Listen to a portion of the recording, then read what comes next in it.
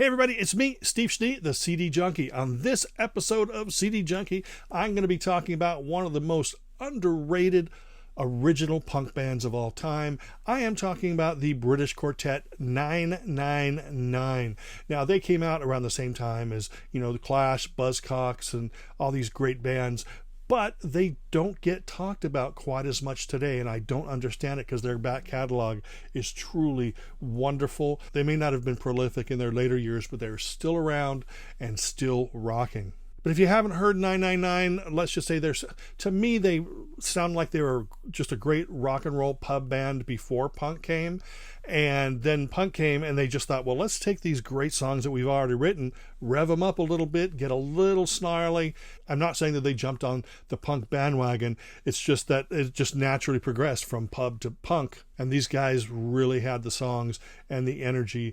I always like to start these episodes off by telling you how I got into the band, and that was basically just walking into any record store back there in Southern California, Licorice Pizza, Tower Records, Warehouse, Music Plus, and going to the import LP sections and seeing that first album and thinking, what do they sound like? I couldn't tell. I was thinking, well, it might be punk, it might be power pop, it might be new wave. Couldn't tell, but I was leaning towards punk.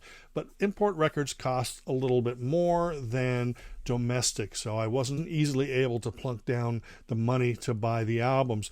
But by the time the second album came out, they had a song that KROQ in Los Angeles played called Homicide, and I was hooked from that point. So we are going to go through their studio catalog right now. I got no live albums here. This is just pure studio, no demo albums. This is going to be a whole lot of fun. Now, the first three albums I'm going to talk about can be found in this box set.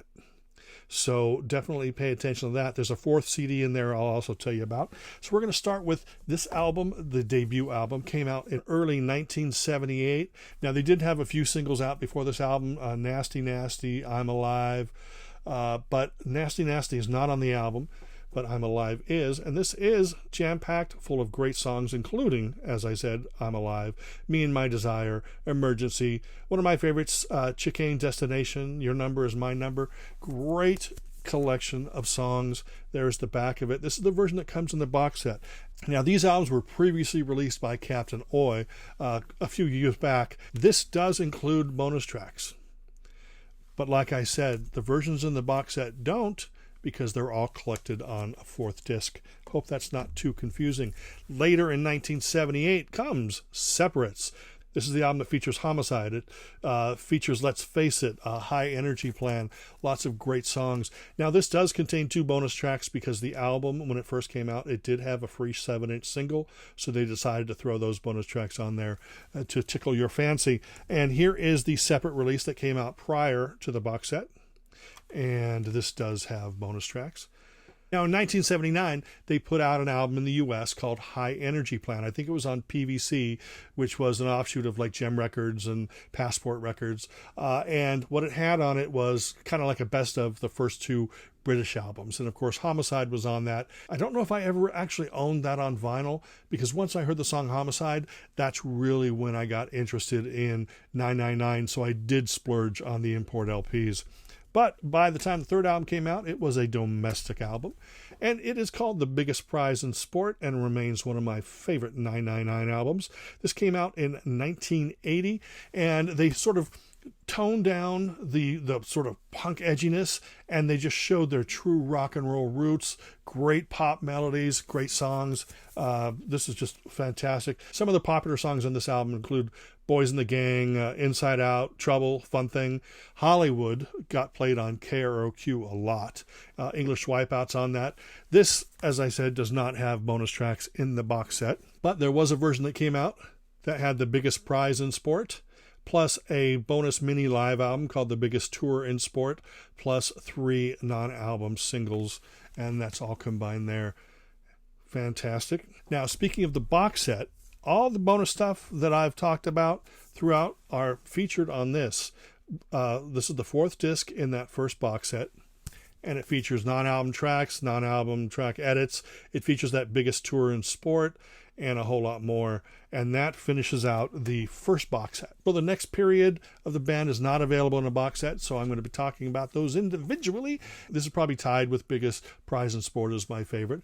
It's called Concrete. This is them taking that rock and roll edginess and adding sort of more of a pop flavor, but also adding R&B to it. You know, they do like cover versions of like Little Red Riding Hood and Fortune Teller, great versions of those songs. But some of my favorites on here are like So Greedy, Mercy Mercy, Don't You Know I Need You. Just a great album. This came out in 1981.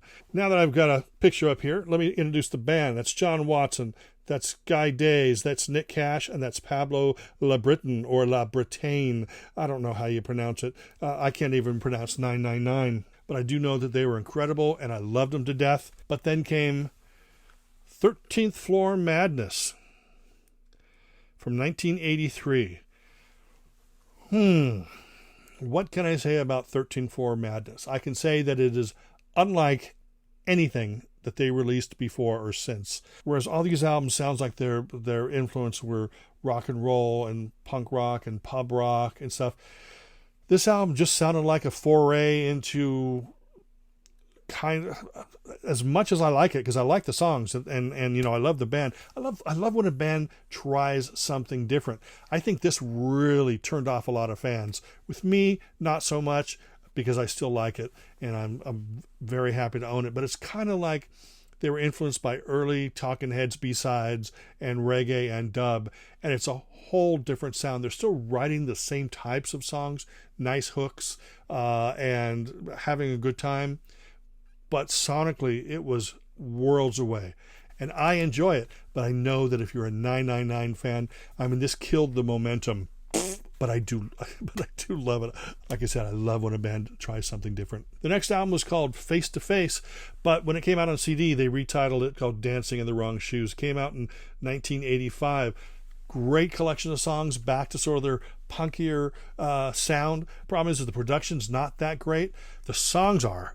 Production sounds like maybe, you know, they put these demos together and they said, yeah, I can't wait to go in the studio and release this. And then somebody at the label only heard the words "release this," and then it came out. But it does have some great songs. It really does. This was the last album with bassist John Watson, and it was their last album for a while too. I believe that they were playing live off and on throughout the years. Now we're going to talk about the next phase of their career, and that is contained in their second box set. Now, I'm not going to talk about the live album in there. I'm going to talk about the 3 studio albums. 1993 was You, Us, It, and it is fantastic. Total return to form. Great songs, real nice, beefy production. Really wonderful.